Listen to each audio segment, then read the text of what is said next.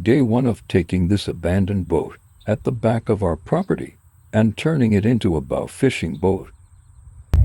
Let's back up to it and pull it out of the weeds.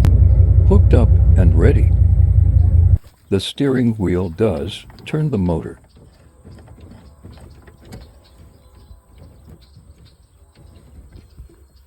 And by looking at the seats, we will need new ones.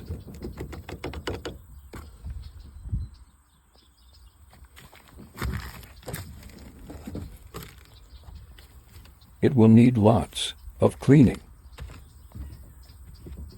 We'll need to get the water out of the back.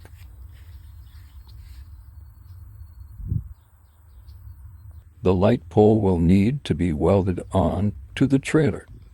The front is in decent shape. Let me know in the comments what you think it needs.